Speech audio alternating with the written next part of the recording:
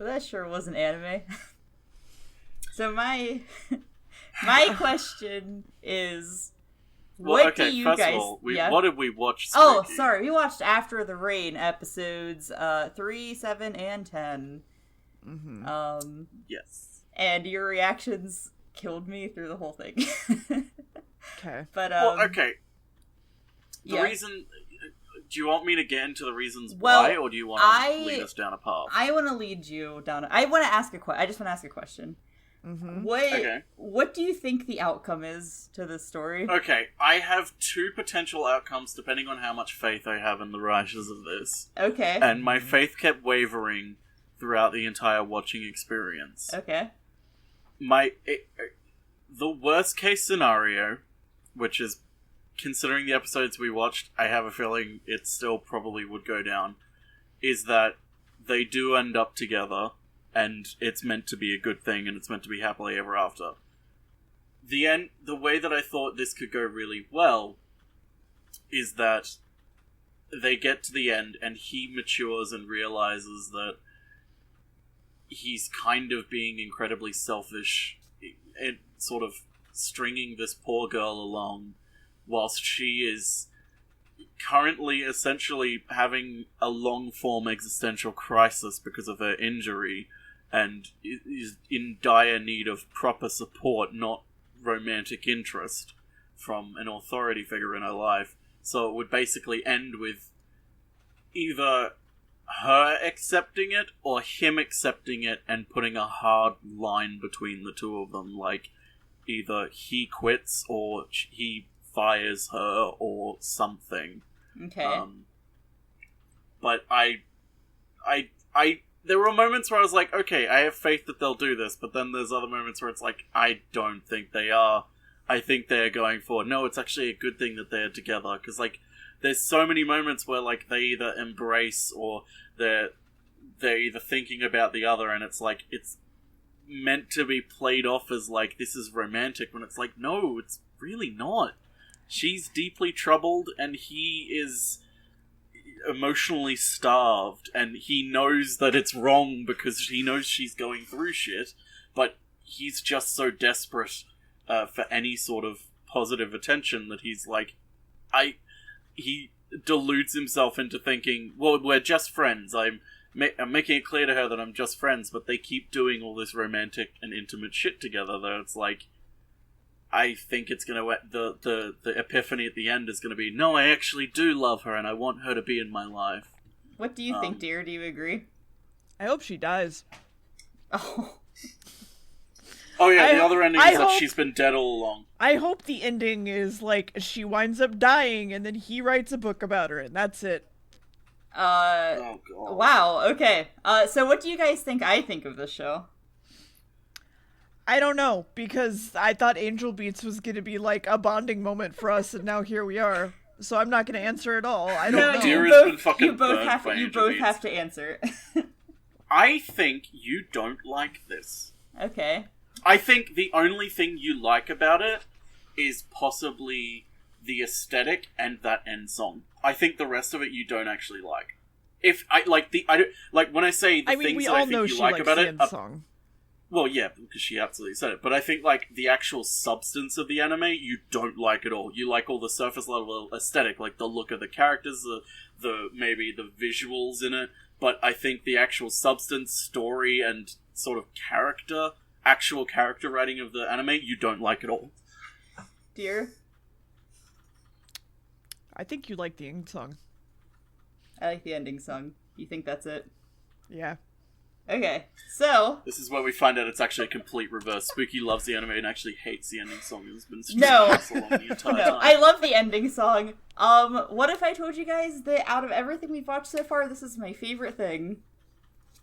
I would call you a fucking liar. It's true. It's true. This is my... Out of everything that we've watched so far, this so far is my favorite thing.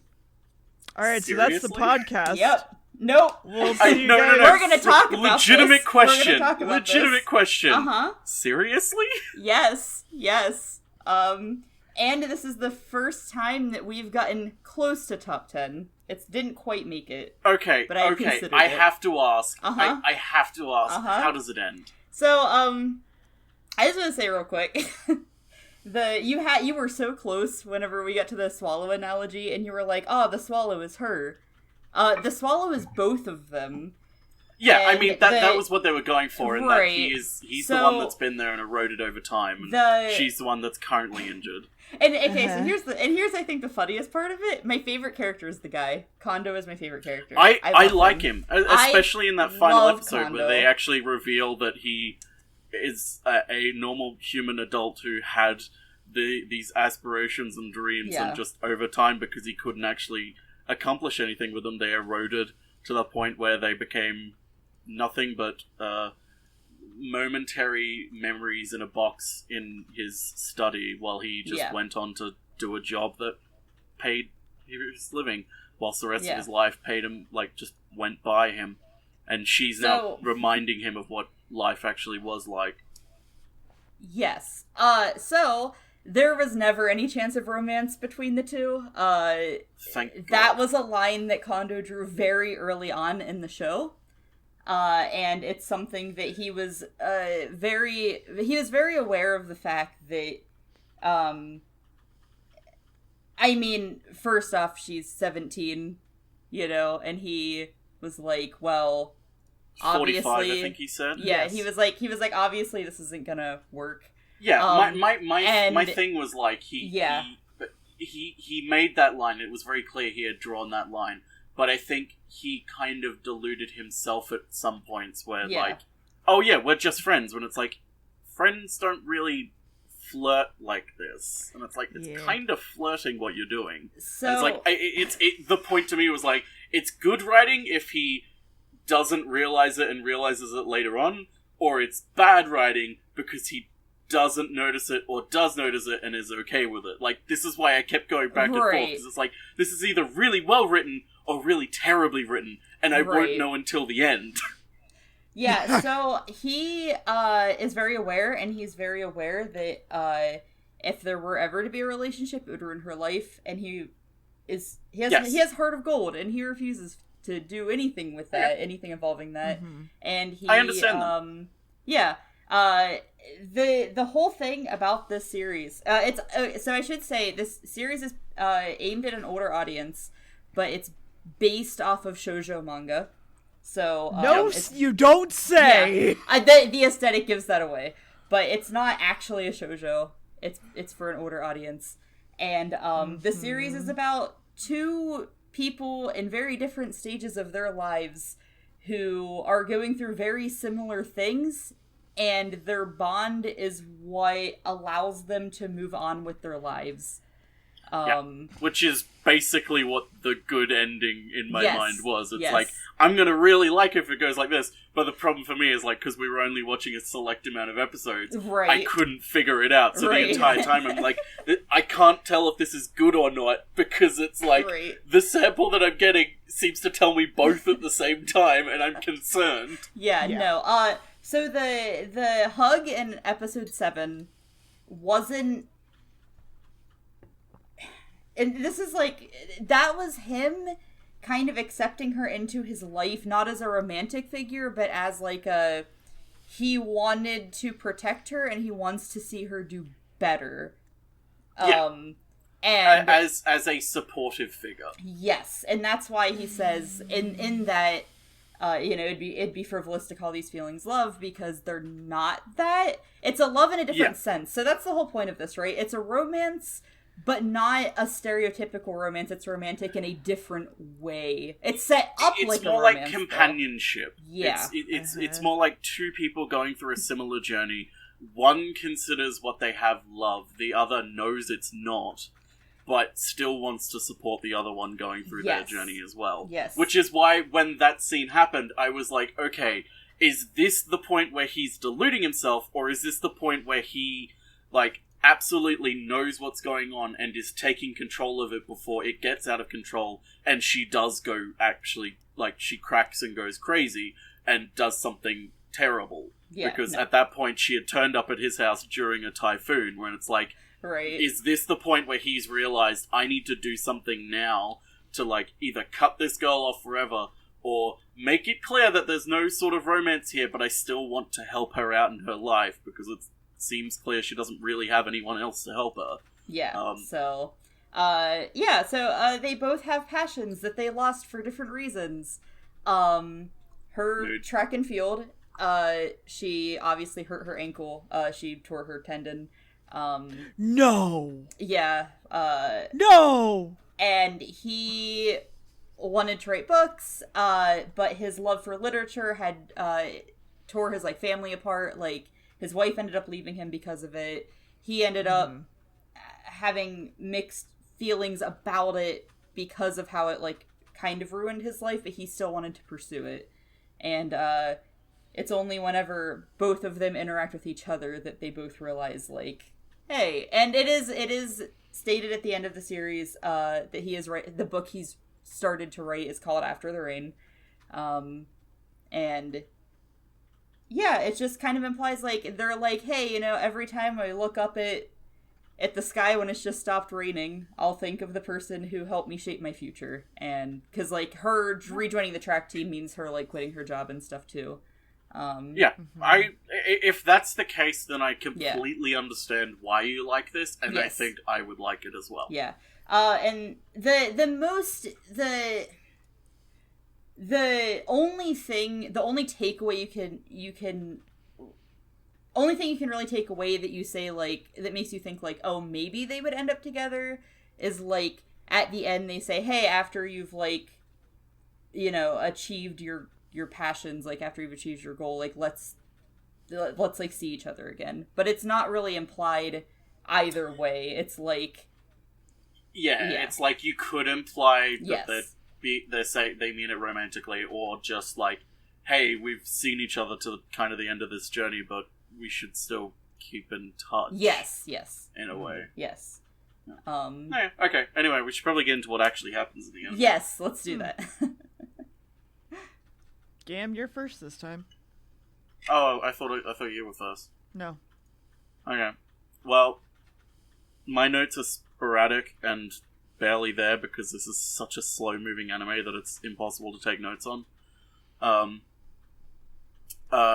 So we opened up on episode 3 with a recap of whatever happened in the previous episode, where girl... I'm calling her girl because I can't remember and don't really care about her name. Oh. I called her Protag, don't worry. I think I jokingly called her Jennifer at one point, and in my mind that stuck in my head.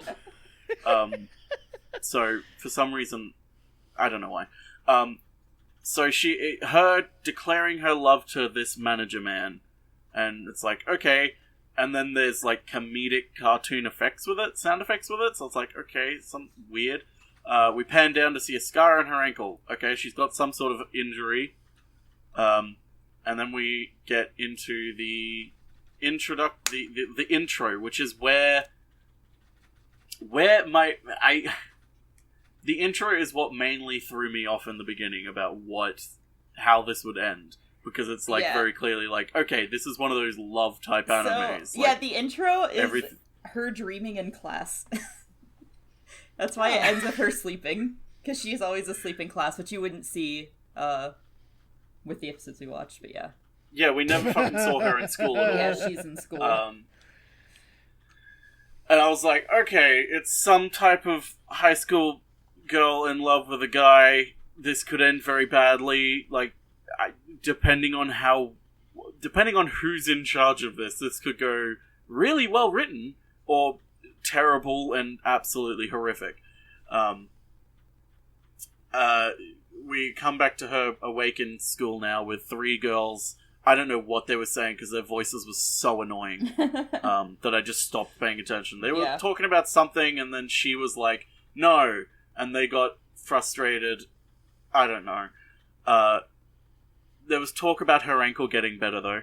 And so she's invited to go watch them run because she used to be part of the running team from what we can tell.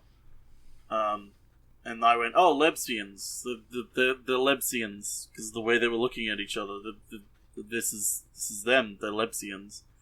This is when Deer and I realized, oh, she tore her tendon, didn't she? She used to be part of the running track, so now she can't. No more runny. And then it starts raining. Wow. It's rain. Stuff also, there's a hype of other stuff happening about, like, her remembering that she used to run and then kind of getting sad and walking away, and everyone's like, no, let's come with you to your restaurant instead. Like, let's celebrate there. And she's like, no, fuck off. And suddenly it's raining. And we cut to the manager man who's, like, cooking the books. And he's like, wow, what a day. I'm gonna smoke a cigarette. Mm-hmm. And he looks out the window while it's raining, and the girl is there, walking across the road slowly towards him. And it's like, what? No. And this is where the scene that we had earlier was, because she's confessing her love to him, and then she runs away. Woohoo!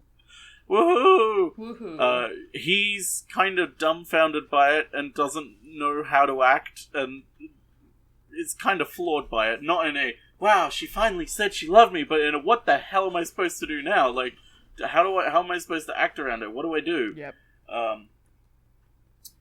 Anyway, next day we have, she comes into work and acts completely normal, and he starts to freak out, like going, well, what if, like, this was some elaborate prank and, like, the chef was recording it so they could all laugh at me? By the way, chef, best character. The chefs are the best characters. The two chefs are the best characters. Wait, we'll talk about the characters after this. She comes into the room and starts eating she doesn't start eating a sandwich. She holds it in her hands, and we were fucking teased the entire 3 episodes, waiting for the moment where she would go, "Aww." But she never fucking puts food in her mouth. No, there was a time she took a bite of the sandwich, but there was no sound effects, so you didn't notice it. Mm-hmm. How am I supposed to know she's eating food if there's no Right, you're right. Ow. She once again asks him if he likes her, and he freezes, doesn't know what to do. Another girl comes in and is like, let's go to karaoke! And she's like, no! And he's like, you go, you're young people. And she's like, no, I don't like karaoke. And the other girl, like, starts to tear up, going, and so she leaves. And manager's like, here, I'll drive you to the train station. And this was another point where I was like, Mm-hmm. I don't know what this could go either a really good way or a really bad way. Then stuff happens while they're in the car, and he accidentally causes her to fall more in love with him. Like, he makes a very bad attempt to be like, oh, you wouldn't even want to go on a date with me, I'm terrible. It's like, and she's like, okay, let's go on a date then. And he's like, what? It's like, dude, come on. Like, you're not meant to say stuff, you know? Like, when she's like, oh, but I love you, and you're not meant to go, oh, but you couldn't love me, no one could love me. You're meant to go, you're not meant to love me. You are confused because you're currently going through some shit. You don't actually love me. Not, you can't love me. He's kind to a flaw, which is something I like about his character. He doesn't want to hurt her in any way. He is. My problem is that, like, because this isn't a detriment of the show, this is a detriment of the format of the podcast. Yes. Because of the way he acted there, that's like the inciting incident for me to, like, go, okay, I'm losing faith rapidly that we'll get to a good ending in this. Because it's like, he's making all the wrong moves, and it's like, this could be an accidental thing that is a growth moment for him later on, or this could be like a, oops, clumsy, now we're on a date. Oh, actually, turns out I have feelings for you too. Let's get married. Mwah, mwah, mwah. Anyway, and that's basically the end of the episode. Yeah. So the character's spooky. We'll talk about it. Well, I don't care. Do you want me to talk about characters now, or do you want to keep doing episodes? We can talk about it. You can talk about whatever you want. Okay. Well, okay. Yeah. Well, we'll take a side step real quick. Because we always do like trivia and stuff in between the Doctor Who ones, so who cares? Okay. So I love like basically every character in the show a shit ton, except for Yoshikawa, the fucking dude who gave you were like, I like him, he's lively. I hate Yoshikawa so fucking much. And it's because to be of fair, the I manga was thing. kind of joking Anyway. about the lively stuff because it was like he is completely out of place. Yeah. It's like everything is so slow moving and like dry to a point, and then he's just like, "Whoa, hey man, whoa, radical." He is It's like, okay, this is kind of jarring. Yeah, he only started working there because he wanted to work with main character Tachibana. And I don't like him anymore. I don't like him. So okay, the blonde girl that we like didn't get to see, the one who was like, you don't want to go to karaoke, you know that girl. She's a great. Oh, the one that's just you. I love her. I love her so much. She's you. She's not me. Well, I don't know. I wish I was her, but no, she's Tachibana's like really good, like one of her best friends, which is why that scene she's like, are you mad Which is about why something? we see her in multiple scenes. No, she's actually in the anime a lot more. It's just those episodes she happened not to be. She likes Yoshikawa. So what you're saying is we got a very skewed version of this entire anime given to us. Yeah, well, the issue is it's hard to fucking pick the episodes that are like very important centrally to the main characters don't have things with like some of the side characters in it. So it's like hard to pick as far as that goes. But anyway, she likes Yoshikawa and it's really fucking cute. And hey, manga spoilers, if anybody is planning on reading, stop listening for a quick second here. In the manga, he turns her down, and it breaks my fucking heart because she's just so fucking dead set on him, and he's like, nah, I'm gonna chase after the girl who doesn't want anything to do with me and won't even talk to me. And I'm like, fuck you, Yoshikawa. Fuck you. Like, That's so sad. He makes me so mad. I'm like, you had, like, who is the most dateable girl in this series, and you were like, nah. It makes me so angry. It makes me so angry. The other chef I also really like. If we would have watched episode 3, you guys would have fucking hated him, because in the anime he's just kind of made out to be a douchebag, but in the manga he has like a lot of character development that I really like, because his whole thing is he also was like in love with somebody who he could never be with, so he was trying to stop main character from feeling that same like pain that he did, but he's just really fucking bad at doing it. So anyway, manga spoilers over there, but yeah, no, I love the whole cast a lot, except Yoshikawa can suck my dick. Wait, so what's wrong with him? Yoshikawa? Yeah. He turned down Spooky. He turned down a character I like a lot, that's it. It just made me really sad. He's a fucking dumbass. He turned down one of the cutest girls in the fucking show because he was like, hey, I like this girl who ignores me, who I've never even fucking talked to. And listen, you want what you can't have. Spooky. Yeah, but I know, and that's a central theme in the series, but I don't like him. Okay, he annoys me. He has like some funny moments, like there's moments where I'm like, oh, ha ha ha. But yeah, I dislike this character that embodies the whole anime's theme. Yeah, but he's also haha funny man, and he makes me okay. I'm allowed to hate him for turning down fucking most precious girl. Okay, I'm allowed to dislike him as a person for that. I don't hate him as a character. I just dislike him personally as a. Spooky's allowed to not like him because he turned her down. Yes. It makes me so sad. But yeah, I don't know. It's funny that you both were like, yeah, Haruka, who's like her track friend. It's funny that you both were like, she's in love with her. It's like a thing that was mildly played up in the anime, I feel like, that really wasn't... They're like best friends, but in the anime, there are points where you're kind of like, does she have romantic feelings for her? I mean, I did. But yeah. I feel it would have worked really well if they incorporated it. Yeah, they kind of do. I don't know, it's weird. In the manga, it's very different. The relationship is very different because in the manga, the monster hunters. Yeah, there's more time to like expand on it in the manga in general. Yeah. A lot of things are different in the manga. It's a very, very different series. This is when we find out there actually isn't a manga. Spooky's just been reading like One Piece or something. Yeah. And No, this has been her fan fiction this entire time. Yeah. Yeah, there's no manga, it's just Spooky's fan fiction. And that's why Spooky hates that character, because it's Spooky's own fan fiction. Yeah. She wrote that he turned her down. That's you caught me.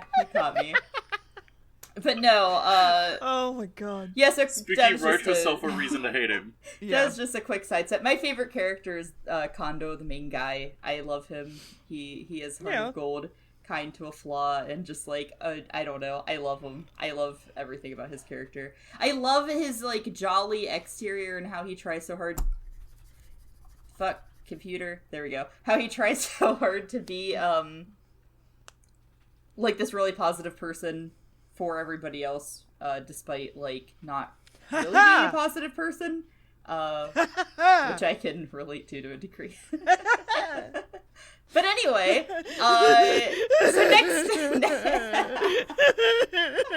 so next episode, dear go. It's the future, and she thinks her manager feels sad, but she won't call him, and she needs to go to work.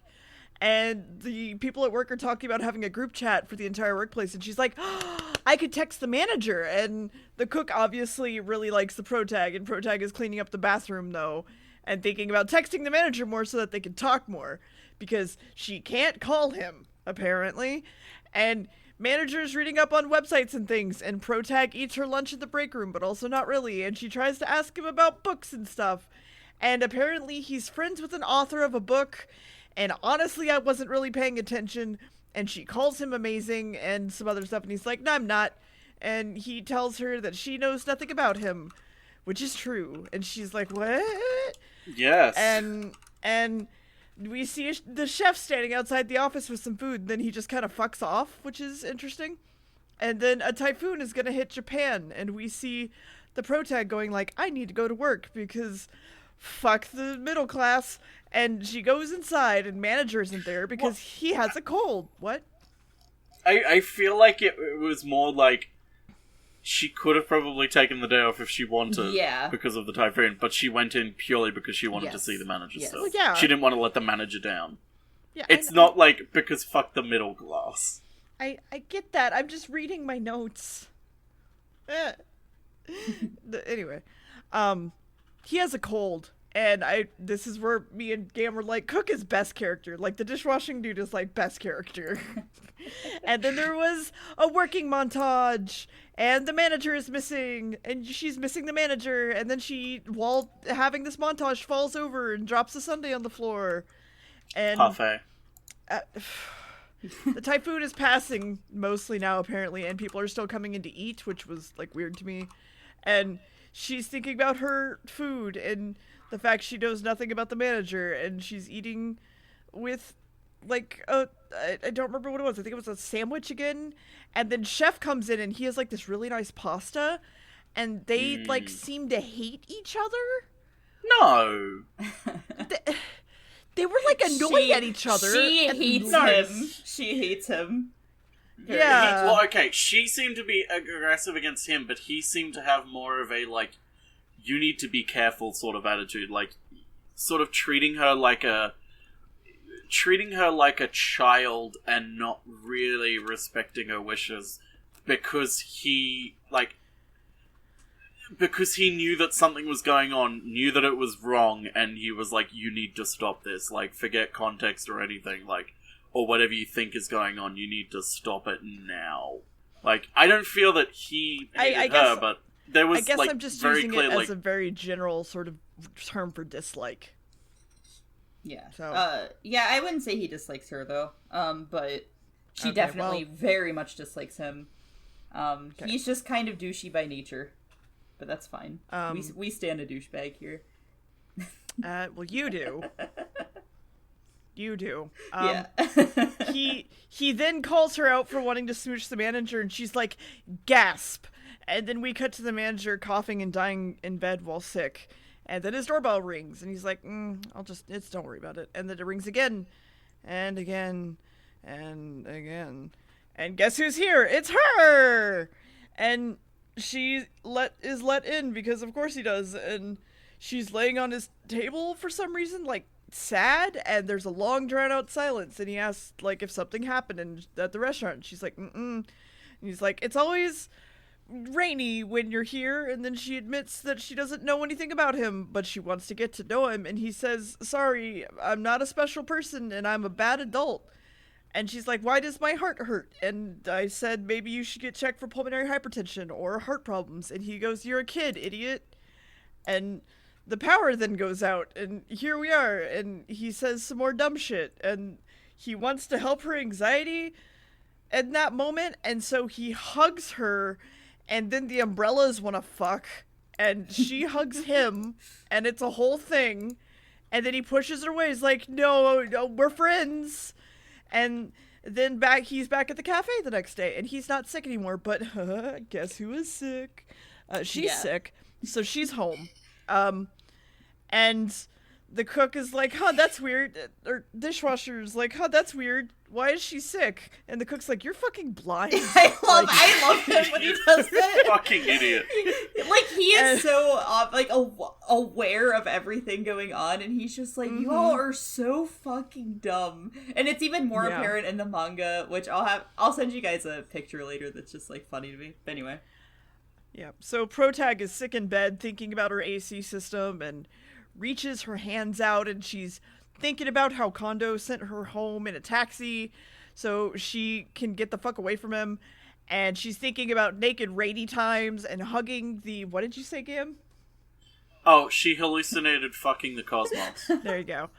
And then we cut to the manager hanging out the window and smoking at work and, like, regretting, thinking about thing, maybe, end episode. Yeah. Realizing that that it was going to be hard to kind of, like, step back from that one, you know? Yeah.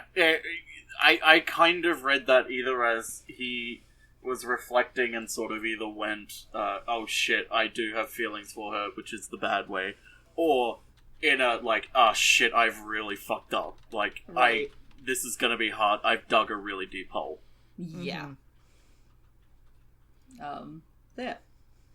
The hug scene's my favorite scene from the whole series, by the way. I love that scene. It's a good scene. It's really good.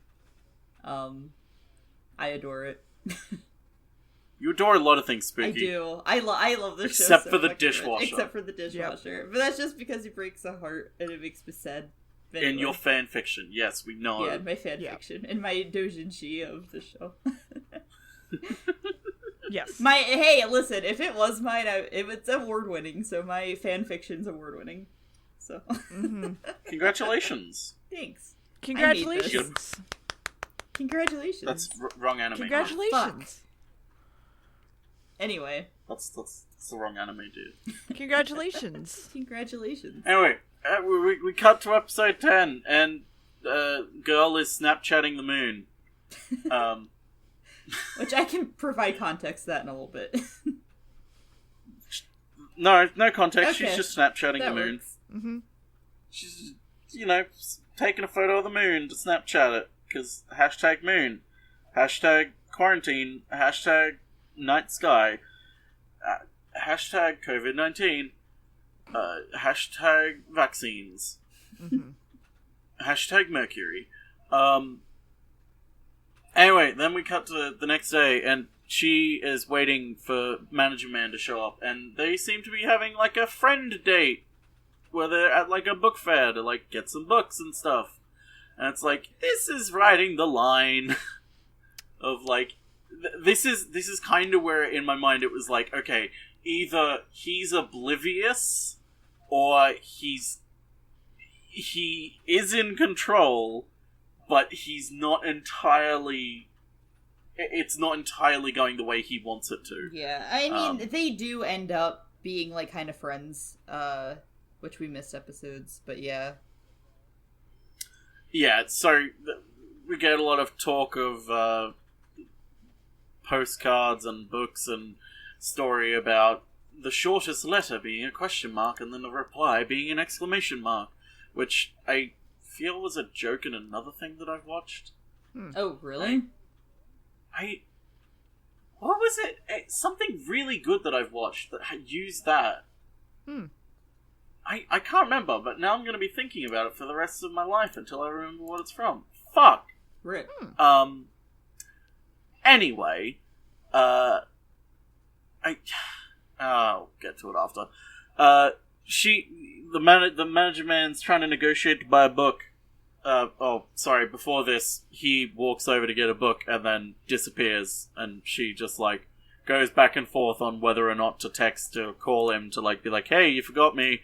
And while she's doing this, her ex, the runner, the Lebsian one, looks at her Instagram to be like, hey, has girl liked the photo or interacted with it or anything? Because we posted a photo of, hey, we won the race or are getting ready to go to the race or something. I can't remember. It didn't matter. And it was like, nope, she hasn't interacted with it. Then it cuts back to the girl and she's like, should I talk to the manager? And then it cuts back to the girl again. It's like, nope, she still hasn't interacted with it. And it's like, cuts back to the girl again. She's like, I don't know if I should. It cuts back to the runner girl again. She's with her friends and she's like, I don't know if I should or why hasn't she interacted? And the other friend's like, come on, talk to us. Like, blah, blah, blah, blah, blah. And then it cuts to the manager man who's like, oh shit, I just realized I fucking left her behind. And so he goes back and that's when he tries to negotiate to buy a book. And the old man with the book is like, no, I'm not going any cheaper. You can. What if I gave you a postcard for free instead of making it cheaper? Would that make you happy? And he's like, fine, whatever. Girl, you get to choose postcard. And she's like, cool, I'll choose this incredibly intimate one. I'm like, okay, whatever. My note just says she chooses a romantic one and he either ignores it or doesn't notice what she's going for there. I couldn't tell. Because again, the entire time I'm like trying to think of where this is going. Right. The runner still sees that the girl has interacted with her post and kind of gives up. Because her friends are calling her and she's like, okay, I give up, I've tried, she doesn't seem to want to. And then we cut to the doctor and doing a checkup on the ankle. And the doctor's like, hey, your ankle wound is healed. Huzzah! And she's like, cool, can I go now? And he's like, yeah, you can go to work, whatever. And the nurse and him are talking, and she's like, hey, isn't it weird that she's, like, not wanting to do rehab and go back to running, even though she actually could now? Like, she's physically better, and the doctor's like, but mentally she isn't. Oh. Like a bit on the fucking nose. Yeah.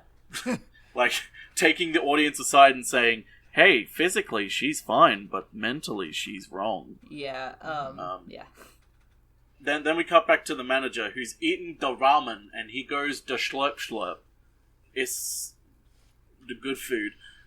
He sees his friend on the TV talking about books and saying that his love are books, and it kind of sends him into this spiral of memories of remembering when his life was all about literature and being a writer, creating and writing, and how it kind of ruined his life, but at the same time he was never really able to make a life out of it, and he still wishes that he could sometime.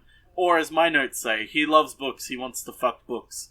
But now he's just a manager, his hopes and dreams have eroded over time because you can never make them into anything, and his life eroded with it. And now he's just a middle-aged manager at a restaurant. Mm-hmm. And that's all he'll be. Until the end of the series when he becomes a writer. We never.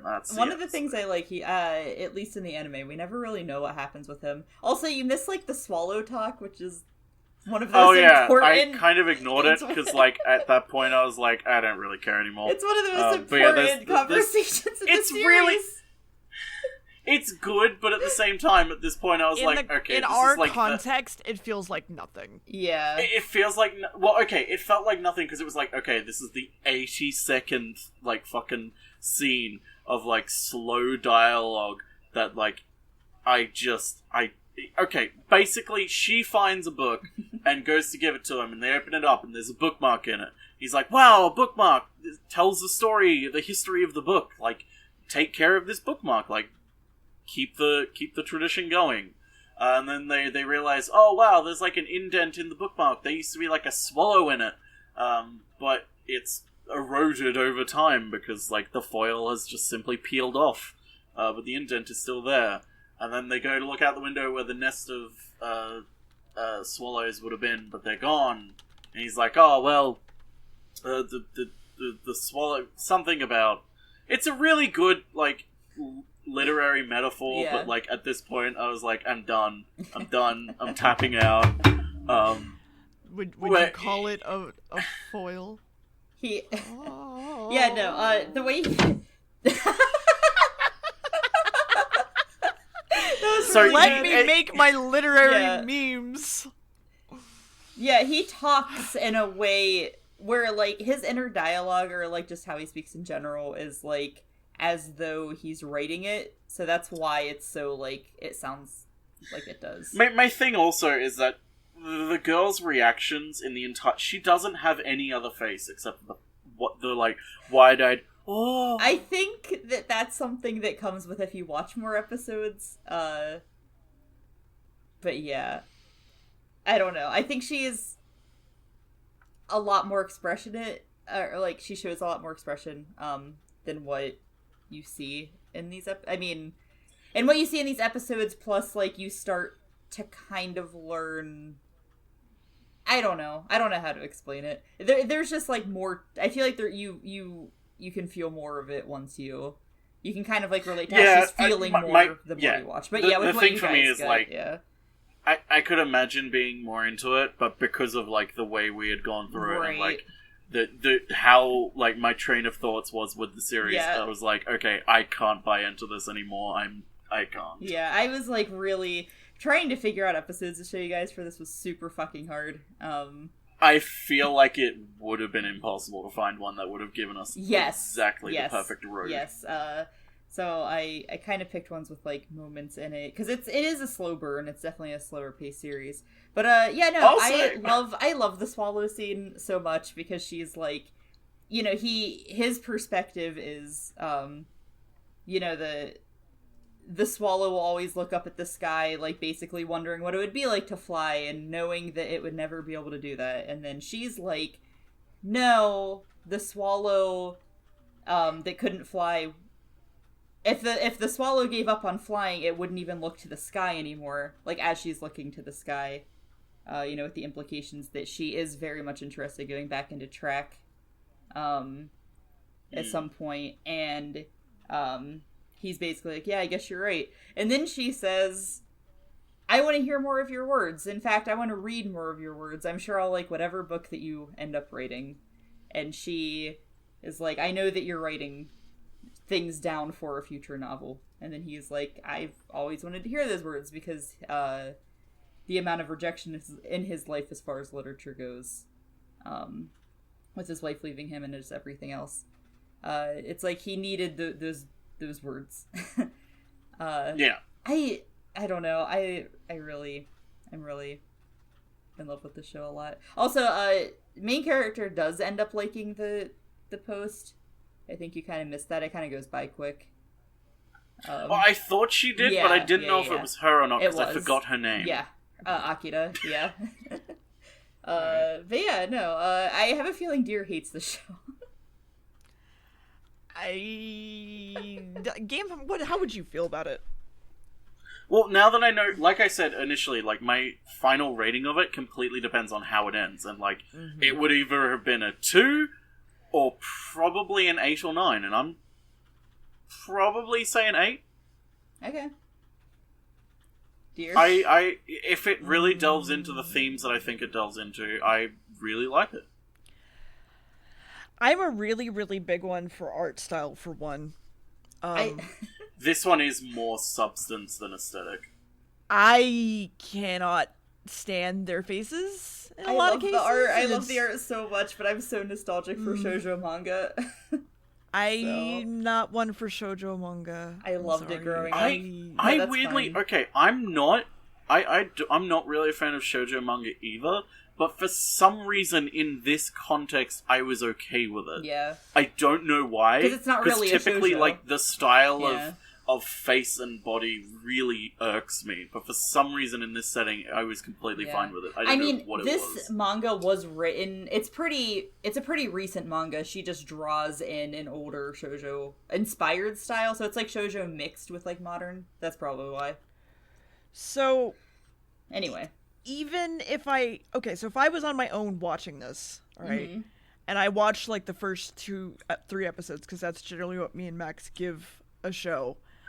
I would have been creeped out by this fucking show and not have watched it. Yeah. you're on... So I know what the ending is, but it still is like in there with me that I don't think I could have watched it fully. So I'm gonna take Gams 2. You're gonna take Gams 2. Yeah. Okay. So I picked the show on purpose because it's a very polarizing show. Extremely. Yeah, I feel like it would be. Yes. It's like... Purely for basically the reasons that I think it is. Yeah, so many people didn't watch it because of the premise alone makes it sound a lot more like it's a typical romance. Yeah. And so a lot of people just didn't even pick it up because either A, they were like, oh, romance boring, or B, they were like, what the fuck is this romance? Like... No. And then the people that did watch it, it was very polarizing. People either loved it or hated it. It was a very, very polarizing show. I am definitely on the end of I loved it. I loved the art, I loved the animation, I love the soundtrack. Okay, I love literally everything about it. You don't love the dishwasher. If you would rate it, where would you rate your fanfiction of this anime? Wait, what? Are we mangas? Am I rating the anime or the manga? Am I rating the anime or the manga? That's what's happening. Where would you rate this fanfiction? Okay, the anime. 10? 10 now. When I first watched it, 9. But I've grown an attachment to it over time. It was definitely one that when I first watched it, I said, okay, maybe like an 8. And then I thought about it more and I was like, no, that was a 9 for me. And I actually got back into the series very recently, and now it's a 10. I've grown such an attachment to the characters. Like I said, I love the art, I love the soundtrack, I love everything about it. And I like how unique it is compared to other series. Like I said, I grew up reading shoujo manga, so it's like I have that to go off of too. So like everything about it is just something that I really enjoy. So yeah, and I figured me saying that this is, I mean, I've considered putting this on my top 10, for at number 10 for a minute, but I haven't decided yet because I have some manga context, and I'm like, is it fair to really judge the anime based off of that? I'd say if it's just your personal top 10, you could have it's number 10 with the caveat of the manga really fleshes it out more. Yes. So that's where, unless it's something like One Piece, where it's like, oh, the manga fleshes it out more, and it's like this is hundreds and hundreds of volumes. Yeah, no. No, we're not going to worry about One Piece. Don't worry about One Piece. It doesn't exist. Yeah, we're not going to watch the big ones. So yeah, this is the closest we've gotten to my top 10, and I knew that both of you'd be like, "Excuse me, what the fuck?" As soon as I said that. As soon as Gam went, you're kidding. Because we watched Aizuken, and I'm like, I like this more than Aizuken, which is crazy. It's crazy, and I didn't think that I would either. I could understand connecting with the characters. I could understand that a lot, but I just can't. They're just roadblocks for me that I can't get past. Yeah, and I should say, I do have, some weird personal attachment to the story, too. She used to be married to the dishwasher. I used to be married to the dishwasher. I tried to date the dishwasher and he turned me down. We've established this. It was this is something that me watching as an adult is young me would really resonate with this because I liked someone who was a lot older than me when I was about her age. So it's I can attach myself to her in that way too. A lot of cis women have, because it's kind of part of quote unquote Western culture to be like that. But which is why I really like this story, because that's the thing to me. It's either it either buys into this culture and is terrible, or it's commenting on it which is why I really like it. Yeah. Because it doesn't fall into the trap of saying that it's good. It goes the perfect road of, hey, this is why it happens, and, like, this is why it happens to both parties, because it's not just a one-sided thing. Right. Like, both parties kind of pursue this type of companionship, I feel. Yeah. I feel like relationship doesn't fit. Friendship is diluting it. I feel like companionship is probably the best. Yeah. I just say it's a bond. It's not romantic it's at a all. bond. It is a bond of sorts, yeah. Yeah. I just feel like using bond inherently has, like, a romantic... Right. It's a bondage of sorts. Like, I just yeah, say that's bondage, sure. This is romantic in not the typical sense of romantic. It's not a love story. It's romantic in a different way. It's kinship. Yes. Yeah. It's solidarity. Yeah, which I Just guess say non-romantic love, because Yeah. that's what it is. Yeah. It's romantic on one half of it. It's a one-sided love that's not yeah. Yeah, it's like a one-sided love, but also not really, but it's hard to explain.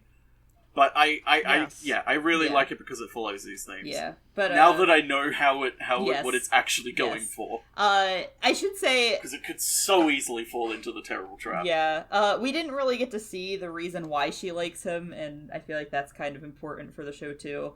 That was one of the big reasons why I was Yeah. like, I can't tell if this is good Yeah. or bad, because it hasn't given us any actual reasons Yeah. other than she just loves him, because it's like, oh, well, she's a woman, of course she would love a I man. can't that's remember older than if her. it's episode 1 or 2 that you get the context. I want to say it's 2, because I think I was initially going to show you guys 2, but I thought that it was important for you guys to see the confession. You know what I mean? Because that kind of is a driving force in the show.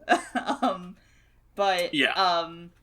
So basically, after her injury, she was, like, the star athlete on the track team. She, like, loved it. She was, like, really, like, a promising future with it, and just, like, was really, really amazing, and worked herself too hard. You saw that part of it.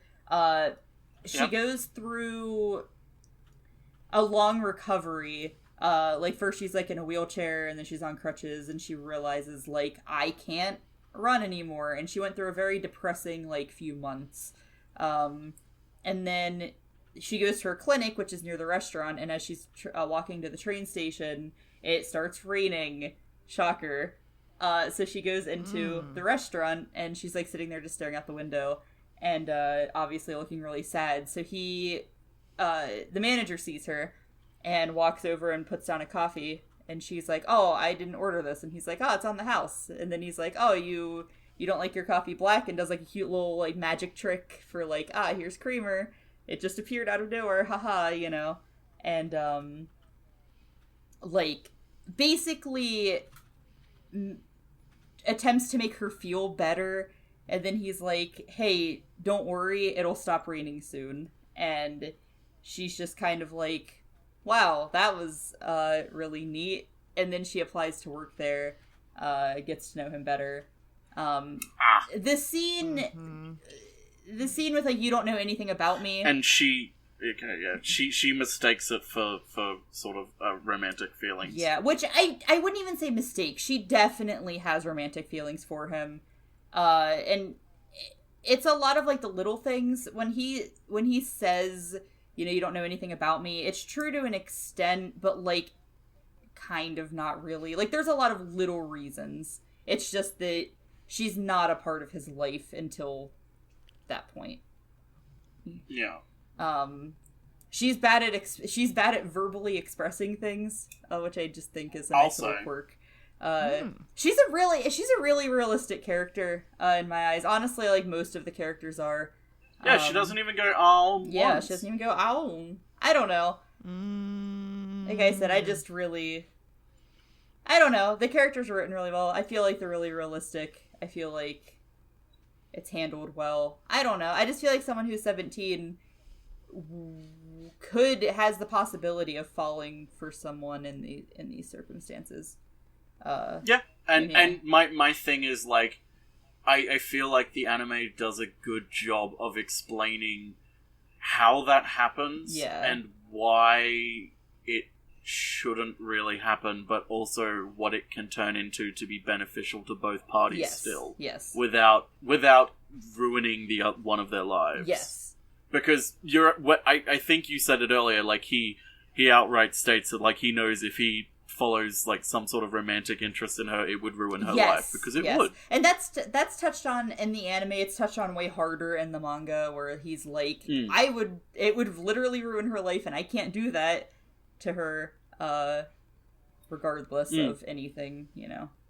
No, I think that's why I really, really like this, because it feels like a really good companion sort of anime to that really understands this sort of these sorts of transitions in life that people are going through. Yes, yeah. And tries to rationalize and explain them to those that may not actually understand them. Yeah. Yeah, so I'm glad that I honestly thought that both of you were going to hate this for different reasons. So I'm glad that one of you came around. I should say I instantly knew that this was going to be the show we watched after we finished the last podcast, because I said, okay, Deer got burned this episode, I'll get burned next one. Because I thought you both were going to rag on it, and then it turns out Gam's on my side.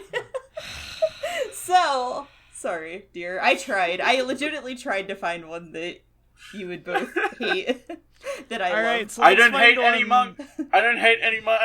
Yeah. I love anime now. I was gonna say, let's find one that we both absolutely adore and Gam fucking hates next week. Dear, we can't watch Fairy Tail next week. Spooky doesn't want to watch Fairy Tail. Oh, okay. Well, in that case, we can't watch Madoka next week. Gam, if you hate Madoka, I'm probably gonna cry. I'll be honest, I barely seen anything of Madoka, but like what I have seen, I'm like, these are signs pointing to dislike. I'm excited for that one. I feel like we should record more episodes in advance before that, because after the Madoka episodes, we might have to like stop for a couple weeks. That's gonna be like, that's the one we're building up to. Yeah, that's like, that's why you have episodes like these where like you find one where I disagree with you, except it backfired for this one. Yeah, it backfired. But you find ones where I disagree with you, so you can build up an immunity to the point where we finally get to Madoka, and I go, Spooky, I'm sorry, but this is fucking awful. We are going to fight. It's gonna be bad. But yeah, I don't know. I think I already kind of know the next couple we're gonna watch. As far as like shows that I really love, I like to try to spread them out a tiny bit, where it's like, especially if we're doing top 10 territory, I'm not gonna be like, here's top 10, top 10, top 10, top 10. I'm just gonna like ease them throughout.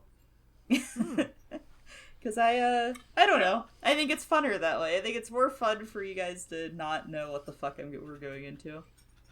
Yeah, I really like it this way. Like, again, I liked the journey of trying to figure out what this anime was, and then trying to figure out how Spooky thought about it, and then sort of like getting it wrong, but then sort of completely understanding why Spooky likes us and being completely on board with it. This was a fun episode. Actually, I think this is my favorite episode so far. I'm gonna be real.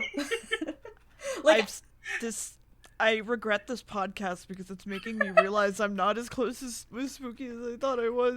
Turns out I'm close with Spooky. I'm usurping your throne, dear. Listen, to be fair, I feel like, because we don't talk anime a lot, right? And I feel like as far as my favorite anime goes, it's kind of hard to guess them. I'm gonna be real. Like, I feel like my top 10 isn't an easy thing to be like, yeah. I feel like the thing to me is also, like, I don't inherently like anime, but if an anime has a strong vision and lots of strong intertwined themes, then I'm more easily on board with it. And they seem to be the ones that Spooky has shown us so far, with, like, a few exceptions where it's like either the theming is really weak, or it's like the rest of the setting and story is just so off-putting that I can't deal with it. Yeah. Like, I feel like this one is very similar to Isaacin in that they're both kind of about transitions in life and personal struggles with going through life. You're gonna find... they're just completely different settings. Yeah, you're gonna find, if you can watch a series and go, okay, this has strong themes, but also really well-written characters, you're gonna be like, this is one that she likes a lot, because, yeah, that's a thing. I feel like it's the same for me. Writing. Character writing is, like, so up my fucking alley. Yeah. So, I feel like we're gonna end up agreeing on more than I thought we were, Gam. In general. Yeah, honestly, I didn't realize that's what I like in anime. Yeah. That's the one thing that's surprising to me. Like, I just thought inherently I just didn't like anime, but it's like, no, I do. I just like really well written anime, and I don't like sort of the popcorn anime. Yes, I enjoy Spooky. Popcorn anime to an extent. Which, yes, dear. Which has themes and stories and characters. Spooky, but like, I'm so hurt. Listen, dear, you like series that I like too. Okay. Friendship ended with dear. You're just not gonna like. I'm so hurt. You're just not gonna like. Now Gam is my best friend. You're just not gonna like slow burn ones like this. But like Flip Flappers, you liked a lot, and Isaacin, you liked a lot, and I know that there's gonna be more that you like a lot. That's great. Do you I'm really just like starting Angel to Beats? realize that we're not as close as I thought we were. No, Do you really like Angel Beats? We're so sad. We're really close. It's just that I don't talk anime with you because you don't really watch anime that much. And now I loved Angel Beats when I was a kid. It was really emotional. I You were loved like, Angel "Fuck Beats. this." No, I loved Angel Beats too, and I didn't say fuck this. I said I think it's okay. And that's it. It's Which in okay. Dear's mind means it fucking Yeah, sucks. and I said that I liked half of Angel Beats a lot. I just didn't like the other half. Yeah, I feel like the only exception to me in like anime that I can think of where it's like it doesn't have any like strong themes or anything, it's just like nonsensical anime is like Osamatsu-san. That's the only one that I can think of that I for some reason like. I can feel that. Even though I haven't watched all of it still, because I'm never in the mood to. I feel you. That's I like completely comedy. nonsensical. It doesn't have strong characters or theming or emotional moments. It's fucking nonsense. Yeah, and I think with comedy that can work really well. It's more like with you wouldn't like slice of life comedy.